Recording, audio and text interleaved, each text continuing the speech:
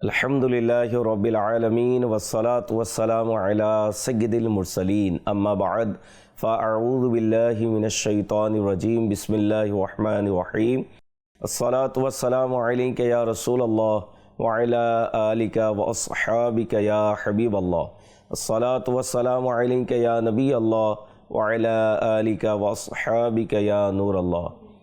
प्रिय इस्लामी भाईरा এবং মাদানী চ্যানেলের দর্শকবৃন্দ, অনুষ্ঠান আম্বিয়া ইকরাম আলিমুসসালাতু ওয়াসসালামের স্ত্রীগণ, এই অনুষ্ঠানে আপনাদেরকে স্বাগতম। আসুন ভালো ভালো নিয়ত সহকারে আমরা দেখার প্রস্তুতি গ্রহণ করি। নবী পাক সাল্লাল্লাহু তাআলা আলাইহি ওয়া আলিহি ওয়াসাল্লামের প্রতি দুরুদে পাক পড়ার অসংখ্য ফজিলত এবং বরকত রয়েছে। আমাদের প্রিয় আকা মক্কি মাদানী মুস্তাফা সাল্লাল্লাহু তাআলা আলাইহি ওয়া আলিহি ওয়াসাল্লাম ইরশাদ করেন, যে ব্যক্তি আমার প্রতি একবার দুরুদে পাক পড়ে আল্লাহ তাআলা তার উপর 10 বার রহমত নাজিল করেন, তার 10টি গুনাহকে মাফ করে দেওয়া হয়, তার 10টি পদমর্যাদা বৃদ্ধি করা হয়। সাল্লু আলাল হাবিব সাল্লাল্লাহু তাআলা আলা মুহাম্মদ সাল্লাল্লাহু আলাইহি ওয়াসাল্লাম। প্রিয় ইসলামী ভাইরা, মাদানী চ্যানেলের দর্শকবৃন্দ, আম্বিয়া ইকরাম আলাইহিমুসসালাতু ওয়াসসালাম এর স্ত্রীগণ, এই অনুষ্ঠানে আমরা বিগত পর্বে ওই সকল আম্বিয়া ইকরাম আলাইহিমুসসালাতু ওয়াসসালাম এর স্ত্রীগণ যাদের জীবনী পাওয়া যায় আমরা আলোচনা করেছি। এখন থেকে আলহামদুলিল্লাহি আজ্জা ওয়া জাল নবী পাক সাল্লাল্লাহু তাআলা আলাইহি ওয়া আলিহি ওয়াসাল্লাম এর পবিত্র আজওয়াজে মুতাহারাত অর্থাৎ পবিত্র স্ত্রীগণের আলোচনা আমরা শুনব। নবী করিম সাল্লাল্লাহু তাআলা আলাইহি ওয়া আলিহি ওয়াসাল্লাম এর সাথে সম্পর্কের কারণে পবিত্র বিবিরাও অনেক উচ্চ মর্যাদা সম্পন্ন। তাদের শানে কুরআনুল কারীমে বিভিন্ন জায়গায় আয়াত অবতীর্ণ হয়েছে যাতে তাদের মাহাত্ম্যের আলোচনা এবং উচ্চ শানের বর্ণনা বিদ্যমান। যেমন আল্লাহ তাবারাক ওয়া তাআলা কুরআনুল কারীম এর মধ্যে ইরশাদ করেন সূরা আহজাবের 32 নম্বর আয়াতে কারিমার মধ্যে, ইয়া নিসা আন নবিয়্যি লাস্তুন্না কাআহাদিম মিনান নিসাই ইনিত্তাকাইতুন্না। কানজুল ইমানের অনুবাদ, হে নবীর স্ত্রীগণ, তোমরা অন্যান্য নারীর মতো নও যদি আল্লাহকে ভয় করো।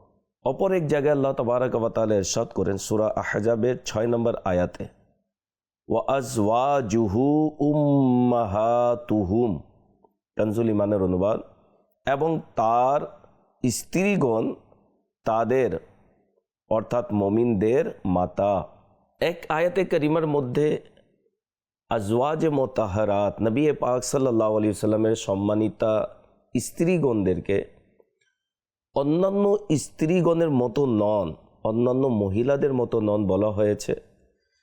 আর একটি আয়াতে কারিমার মধ্যে উম্মুল মুমিনিনরা, আমরা যারা মুমিনদের মা বলা হয়েছে।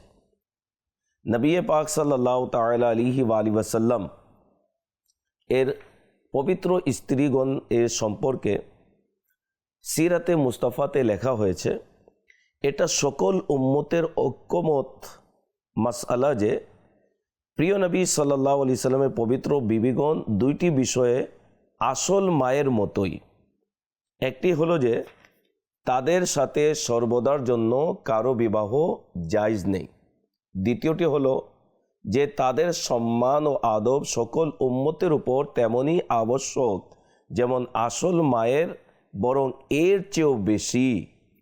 কিন্তু দেখা ও নির্জন অবস্থানের ব্যাপারে পবিত্র বিবিগণ রাদিয়াল্লাহু তাআলা আনহুন্না এর বিধান আসল মায়ের মতো নয়। কেননা কুরআনুল মাজিদের মধ্যে আল্লাহ তাবারাক ওয়া তাআলা ইরশাদ করেছেন, ওয়া ইযা সাআলতুমুহুন্না মাতাআন ফাসআলুহুন্না মিন ওয়ারাই হিজাব। কানজুল ইমানের অনুবাদ, এবং যখন তোমরা তাদের নিকট থেকে কোনো জিনিস চাও তখন পর্দার বাইরে থেকে চাও। মুসলমান তার আসল মায়ের দিকে তো তাকাতেও পারবে এবং একাকিত্বে বসে তার সাথে কথাবার্তাও বলতে পারবে, কিন্তু প্রিয় নবী হুজুরে পুরনুস সাল্লাল্লাহু আলাইহি ওয়াসাল্লামের পবিত্র বিবিদের সাথে সকল মুসলমানের পর্দা ফরজ এবং একাকিত্বে তাদের পাশে বসা হারাম। তো আম্বিয়া ইকরাম আলাইহিমুস সালাতু ওয়াস সালাম এর মধ্যে যেভাবে নবী পাক সাল্লাল্লাহু আলাইহি ওয়াসাল্লামের সম্মান মর্যাদা রয়েছে, নবী পাক সাল্লাল্লাহু আলাইহি ওয়াসাল্লামের উসিলায় অন্যান্য নারীদের মধ্যে পবিত্র আজওয়াজে মোতাহারাত নবী পাক সাল্লাল্লাহু আলাইহি ওয়াসাল্লামের স্ত্রীগণ সমস্ত নারীদের মধ্যে অতি সম্মানিত, অতি মর্যাদাশীল, তাদের মাহাত্ম্য রয়েছে, তাদের মর্যাদা রয়েছে। তারা আমাদের মা, কিন্তু শরীয়ত তাদের সাথে অন্যান্য মুমিনদের পর্দা রেখেছেন। আজকের এই পর্বে ইনশা আল্লাহুল করিম নবী পাক সাল্লাল্লাহু তাআলা আলাইহি ওয়াসাল্লাম যার সাথে প্রথম বিবাহ করেছেন এবং যার মাধ্যমে নবী পাক সাল্লাল্লাহু আলাইহি ওয়াসাল্লাম এর সন্তানাদি হয়েছে, তার জীবনী নিয়ে সংক্ষিপ্ত ইনশাআল্লাহুল করিম আমরা আলোচনা করব। তিনি হচ্ছেন হযরতে সৈয়দাতুনা খাদিজাতুল কুবরা রাদিয়াল্লাহু তাআলা আনহা, যিনি মুমিনদের মা, নবী করিম সাল্লাল্লাহু আলাইহি ওয়াসাল্লামের স্নেহময়ী হযরতে ফাতেমাতু জহরা রাদিয়াল্লাহু তাআলা আনহা এবং অন্যান্য শাহজাদা ও শাহজাদিদের মা, এবং ইমামে হাসান ইমামে হুসাইন রাদিয়াল্লাহু তাআলা আনহুমার নানি যান। হযরতে খাদিজাতুল কুবরা রাদিয়াল্লাহু তাআলা আনহার নাম মুবারক ছিল খাদিজা, পিতার নাম খুয়াইলিদ, মাতার নাম ফাতেমা। বংশানুক্রমে তিনি রাদিয়াল্লাহু তাআলা আনহা এর এই ফজিলত অর্জন হয় যে যা অন্যান্য পবিত্র স্ত্রীগণের বংশ সবচেয়ে কম মাধ্যমে তার বংশ নবী করিম সাল্লাল্লাহু আলাইহি সাল্লামের বংশের সাথে মিলে যায়। তিনি রাদিয়াল্লাহু তাআলা আনহা এর কুনিয়াত উম্মুল কাসেম এবং উম্মে হিন্দ, আর তিনি রাদিয়াল্লাহু তাআলা আনহার অনেকগুলো ওনার উপাধি রয়েছে, যেমন সবচেয়ে প্রসিদ্ধ উপাধি হচ্ছে কুবরা। এটা তিনি রাদিয়াল্লাহু তাআলা আনহা এর নামের সাথে এই পরিমাণ ডাকা হতো যে যেন তা নামেরই একটি অংশ হয়ে গেল, অথচ এটি হচ্ছে উপাধি। তার আরেকটি প্রসিদ্ধ উপাধি হচ্ছে তাহেরা। জাহিলি যুগে তাকে তাহেরা বলেও ডাকা হতো, এমনকি তাকে সৈয়দুত কুরাইশ ও বলা হতো। নবী পাক সাল্লাল্লাহু তাআলা আলাইহি ওয়াসাল্লাম ইরশাদ করেন, হাদিহি সিদ্দিকাতু উম্মতি, অর্থাৎ খাদিজাতুল কুবরা আমার উম্মতের সিদ্দিকা। তো নবী করিম সাল্লাল্লাহু তাআলা আলাইহি ওয়াসাল্লাম খাদিজাতুল কুবরা রাদিয়াল্লাহু তাআলা আনহাকে উম্মতের সিদ্দিকা বলেছেন। হযরতে খাদিজাতুল কুবরা রাদিয়াল্লাহু তাআলা আনহা কুরাইশের এক পুণ্যবতী মহিলা ছিলেন এবং আল্লাহ তাবারক ওয়া তাআলা ওনাকে অনেক শান মর্যাদা দান করেছেন। তিনি বড় মাপের ব্যবসায়ীও ছিলেন। তিনি রাদিয়াল্লাহু তাআলা আনহা খুব বড় মাপের ব্যবসা করতেন। প্রত্যেক ব্যবসায়ীর মতো তিনি রাদিয়াল্লাহু তাআলা আনহা এর এমন বিচক্ষণ, বুদ্ধিমান, দক্ষ এবং সভ্য ব্যক্তির প্রয়োজন ছিল যিনি আমিন ও আমানতদার হবে। অপরদিকে মদিনা তাজদার হুজুর পুরনুস সাল্লাল্লাহু আলাইহি সাল্লামের উত্তম চরিত্র, সততা, ইমানদারি, আমানতদারির প্রসিদ্ধি প্রত্যেক ছোট বড় সবার মুখে মুখে ছিল। তিনি সাল্লাল্লাহু আলাইহি সাল্লাম এর নিজের অসামান্য চরিত্র ও সামাজিক গুণাবলীর ভিত্তিতে হীন চরিত্রের অধিকারীর ওই জাহিলি যুগে আমিন বলে ডাকা হতো। হযরতে সৈয়দাতুনা খাদিজা রাদিয়াল্লাহু তাআলা আনহা পর্যন্ত হুজুর সাল্লাল্লাহু আলাইহি সাল্লামের সুউচ্চ গুণাবলীর প্রসিদ্ধির সংবাদ পৌঁছে যায়, আর এই কারণে তিনি রাদিয়াল্লাহু তাআলা আনহা নবী পাক সাল্লাল্লাহু আলাইহি সাল্লামকে নিজের মালামাল, ব্যবসায়িক মালামাল দিয়ে কাফলার সাথে পাঠানোর জন্য চাইতেন। কিন্তু এই ধারণা করে যে জানি না হুজুর সাল্লাল্লাহু আলাইহি সাল্লাম তা কবুল করবেন কি না, নিজের ইচ্ছাকে বাদ দিয়ে দিতেন। দিন রাত অতিক্রম হচ্ছিল, এমনকি রসুলে খুদা আহমদে মুজতবা সাল্লাল্লাহু তাআলা আলাইহি ওয়াসাল্লামের নবুয়তের ঘোষণার কমপক্ষে 15 বছর আগের সময় আসলো। আগের বছরগুলো মতো এই বছরও আরববাসীর ব্যবসায়িক কাফেলা সিরিয়ার উদ্দেশ্যে যাওয়ার জন্য প্রস্তুত। হযরতে খাদিজা রাদিয়াল্লাহু তাআলা আনহাও হুজুর সাল্লাল্লাহু আলাইহি সাল্লামের কাছে সংবাদ পাঠালেন যে আমি আপনার সততা, আমানতদারি ও উত্তম চরিত্র সম্পর্কে জানি। যদি আপনি আমার মালামালকে ব্যবসার জন্য নিয়ে যাওয়ার প্রস্তাব কবুল করেন তবে আমি আপনাকে এর চেয়ে দ্বিগুণ বিনিময়ে দেব, যা আপনার সম্প্রদায়ের অন্যান্য লোকদের দিয়ে থাকি। তো নবী পাক সাল্লাল্লাহু তাআলা আলাইহি ওয়াসাল্লাম তা কবুল করলেন। হযরতে সৈয়দাতুনা খাদিজা রাদিয়াল্লাহু তাআলা আনহা তার গোলাম মাইসারাকে হুজুর সাল্লাল্লাহু আলাইহি সাল্লামের সাথে সঙ্গী করে দিলেন, আর এটা তাকে আদেশ করলেন যে কোনো কথার মধ্যে হুজুর সাল্লাল্লাহু আলাইহি সাল্লামের অবাধ্য যেন না হয় এবং তার সিদ্ধান্তের বিরোধিতা না করে। আল্লাহ তাআলা তার প্রিয় হাবিব সাল্লাল্লাহু আলাইহি সাল্লামের সদকায় ওই ব্যবসার মধ্যে এই পরিমাণ বরকত ও লাভ দান করেছেন যে যা পূর্বে কখনো হয়নি। অতঃপর এত বেশি লাভ দেখে হযরতে সৈয়দাতুনা খাদিজা রাদিয়াল্লাহু তাআলা আনহা এর গোলাম মাইসারা বলল, হে মুহাম্মদ সাল্লাল্লাহু আলাইহি ওয়াসাল্লাম, আমি কখনো এত বেশি লাভ হতে দেখিনি যা আপনার সদকায় হয়েছে। বেচা কেনা থেকে অবসর হয়ে কাফলাওয়ালারা ফিরে আসার সময় সফর শুরু করে দিল। সফর অবস্থায় মাইসারা দেখল যে যখন দুপুর হতো তখন গরমের তীব্রতা বেড়ে যেত। তখন দুইজন ফেরেশতা সূর্যের তাপ থেকে বাঁচানোর জন্য হুজুর সাল্লাল্লাহু আলাইহি সাল্লামের উপর ছায়া দান করত, ছায়া দিত। আল্লাহ তাআলা মাইসারার অন্তরে নবী করিম সাল্লাল্লাহু আলাইহি সাল্লামের ভালোবাসা ঢেলে দিলেন। এই জন্য সে হুজুর পূর্ণ সাল্লাল্লাহু আলাইহি সাল্লামের সামনে এইভাবেই থাকতো যেন হুজুর সাল্লাল্লাহু আলাইহি সাল্লামের গুলাম। যখন নবী পাক সাল্লাল্লাহু আলাইহি ওয়াসাল্লাম হযরতে খাদিজা রাদিয়াল্লাহু তাআলা আনহা এর কাছে গেলেন এবং তাকে তার ব্যবসায় হওয়া লাভের ব্যাপারে যখন বললেন, তখন তিনি রাদিয়াল্লাহু তাআলা আনহা এতে এত খুশি হলেন, এমনকি গত বছরগুলোর তুলনায় অধিক লাভ দেখে তিনি নির্ধারিত পরিমাণ বিনিময়ের চেয়ে অধিক সম্পদ নবী পাক সাল্লাল্লাহু আলাইহি ওয়াসাল্লামের খেদমতে পেশ করলেন।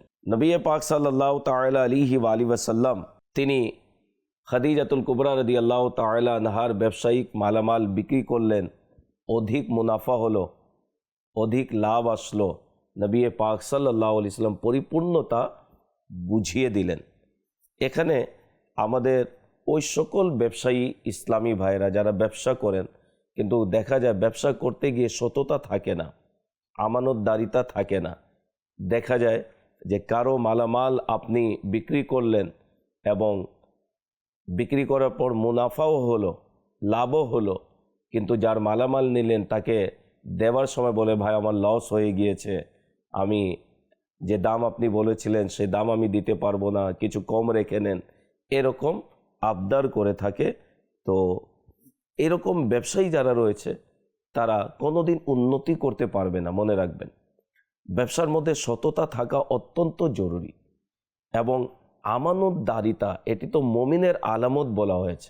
মুমিন যারা তারা আমানতদার হয়। আর নবী পাক সাল্লাল্লাহু আলাইহি ওয়াসাল্লাম তিনি আমানতদার ছিলেন।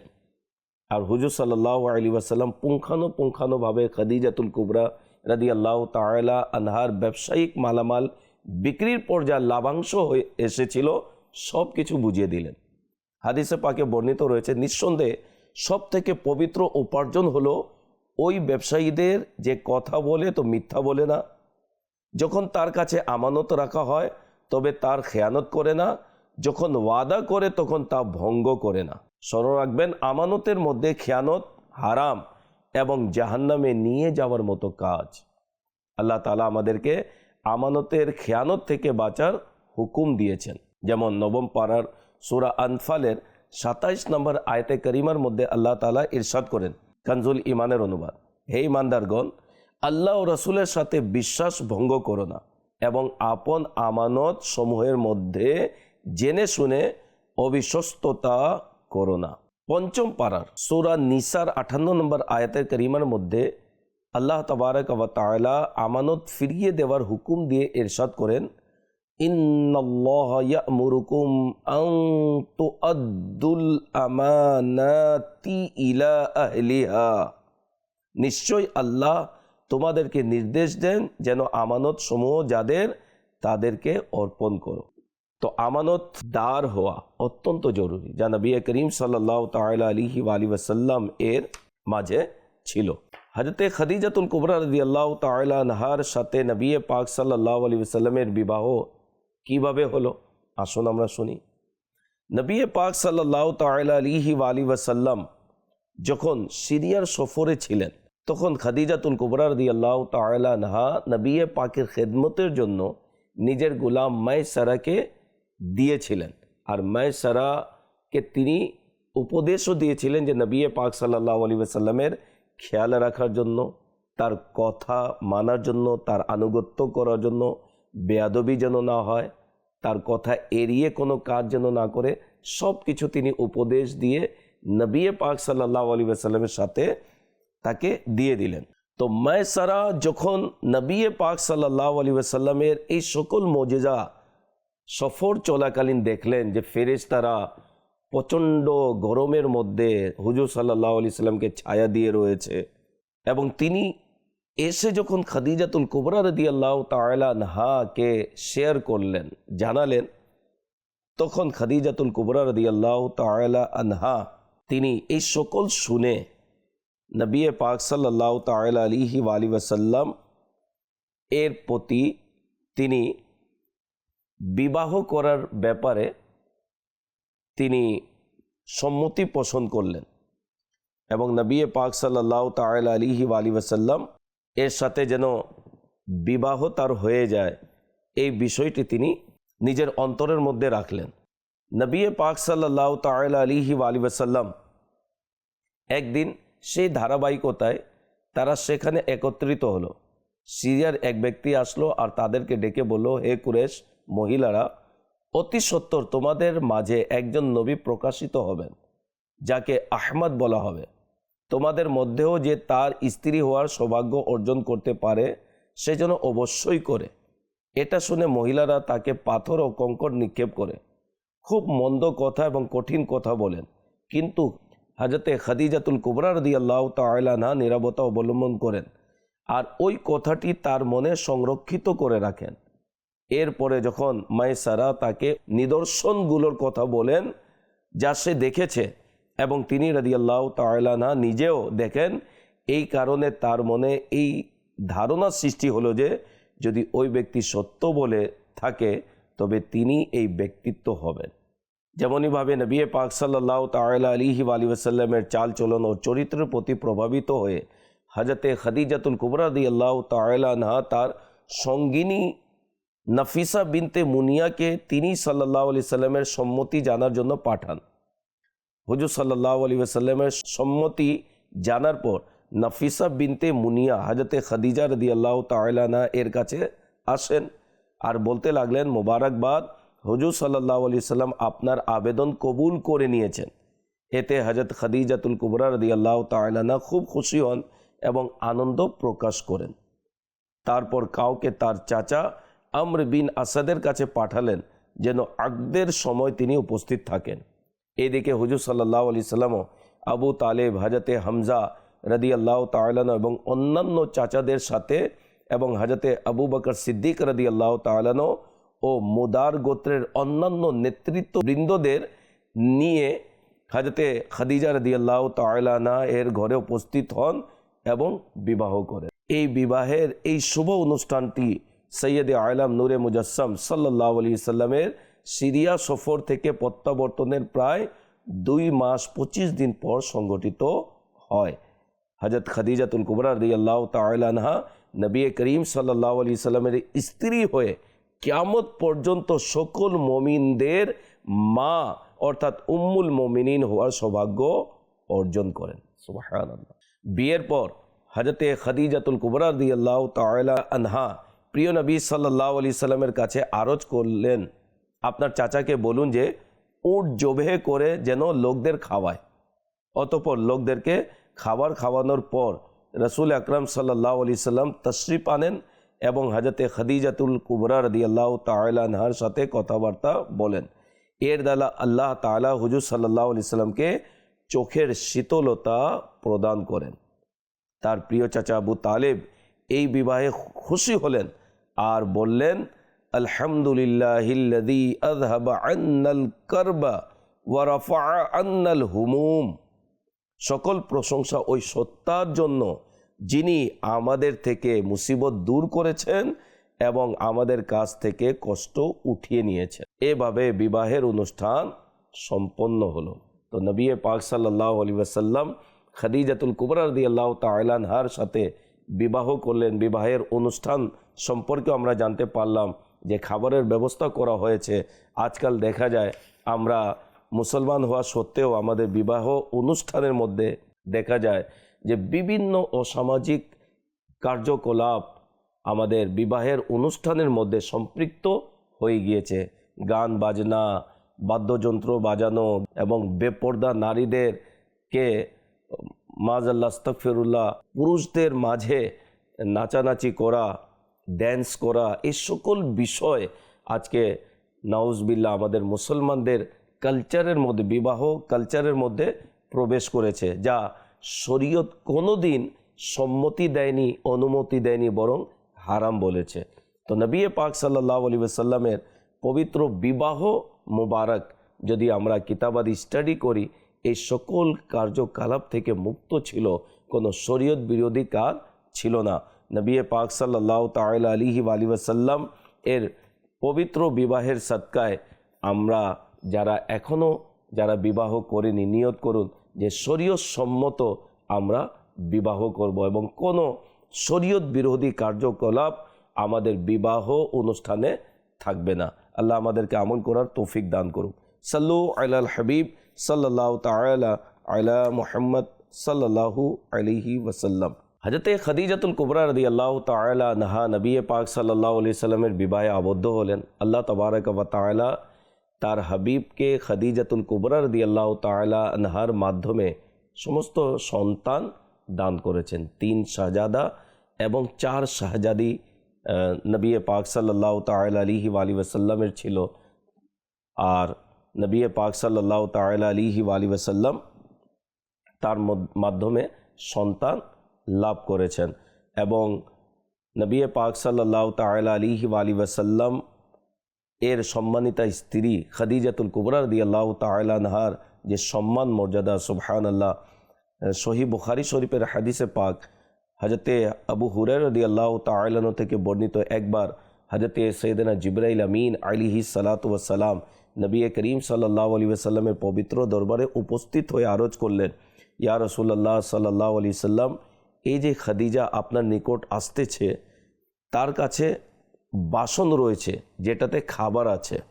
যখন সে আপনার কাছে পৌঁছবে তখন তাকে তার প্রতিপালকের অর্থাৎ আল্লাহ তাবারক ওয়া তাআলার এবং আমার সালাম বলবেন এবং জান্নাতে অভিনব ভিতর থেকে শূন্য মতি দ্বারা, মুক্তা দ্বারা তৈরি ঘরের সুসংবাদ দিন, যেটাতে না রয়েছে কোনো চিৎকার, চেঁচামেচি, না কষ্ট।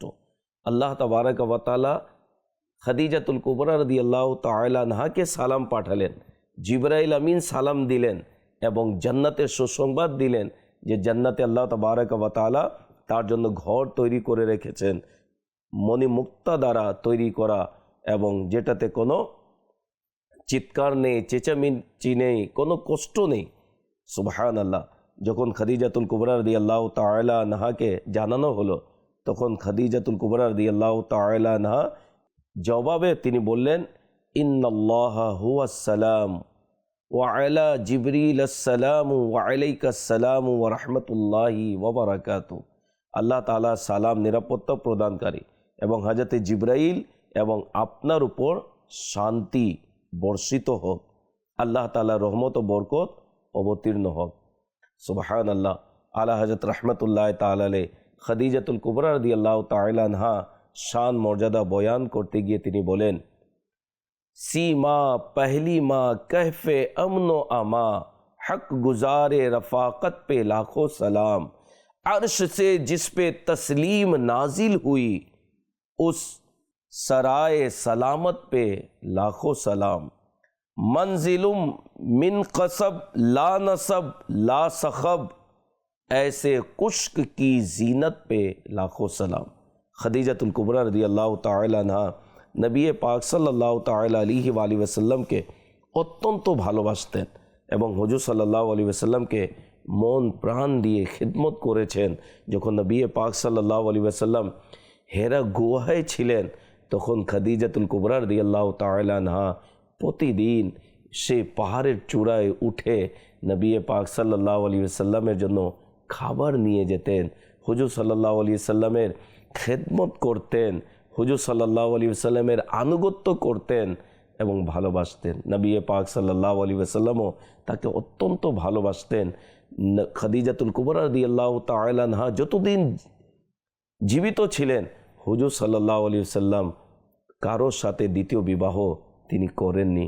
খাদিজাতুল কুবরা রাদিয়াল্লাহু তাআলা আনহাকে হুজুর সাল্লাল্লাহু আলাইহি ওয়াসাল্লাম এতই ভালোবাসতেন, যেদিন খাদিজাতুল কুবরা রাদিয়াল্লাহু তাআলা আনহা বিদায় নিলেন, নবী পাক সাল্লাল্লাহু আলাইহি ওয়াসাল্লাম অত্যন্ত ব্যথিত হলেন এবং স্বয়ং খাদিজাতুল কুবরা রাদিয়াল্লাহু তাআলা আনহাকে কবরে নামালেন। হুজুর সাল্লাল্লাহু আলাইহি ওয়াসাল্লাম নিজেও নামলেন এবং জান্নাতুল মা'লাতে তিনাকে সমাহিত করা হলো। এবং খাদিজাতুল কুবরা রাদিয়াল্লাহু তাআলা আনহা 65 বছর বয়সে তিনি দুনিয়া থেকে বিদায় নিয়েছিলেন 10ই রমজানুল মুবারক।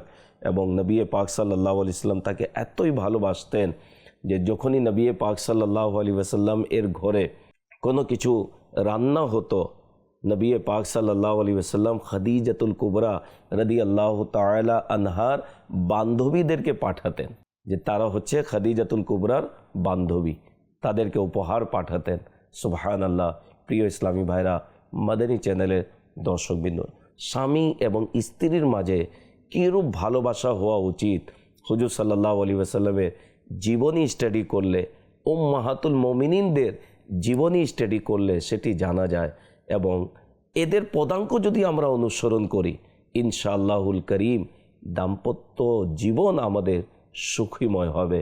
আজকে স্বামী এবং স্ত্রীর মধ্যে দেখা যায় মনোমালিন্য থাকে, ঝগড়া বিবাদ লেগে থাকে, কথা কাটাকাটি হতেই থাকে, ঝগড়া মারামারি, এমনকি মাযআল্লাহ তালাক পর্যন্ত হয়ে যায়। কারণ হচ্ছে আমাদের কাছে ইলমে দ্বীন নেই এবং এই সকল সম্মানিত মহান মর্যাদাশীল ব্যক্তিত্বের জীবনী আমরা স্টাডি করি না।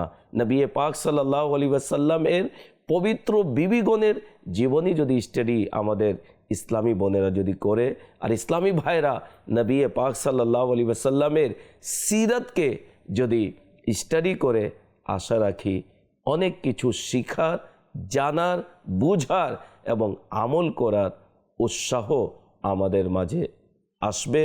এবং যদি আমরা সেটাকে নিজের জীবনে যদি বাস্তবায়ন করি, ইনশাআল্লাহ আমাদের জীবন একেবারে আসানভাবে আমরা পরিচালিত করতে পারবো এবং আখিরাতের পথ আমাদের জন্য সহজ হবে। আল্লাহ তাবারাক ওয়া তাআলা আমরা যা শুনেছি তার উপর আমল করার, অন্যান্য ইসলামী ভাইদের কাছে পৌঁছানোর তৌফিক দান করুক। সাল্লু আলাল হাবিব সাল্লাল্লাহু তাআলা আলা মুহাম্মদ সাল্লাল্লাহু আলাইহি ওয়াসাল্লাম।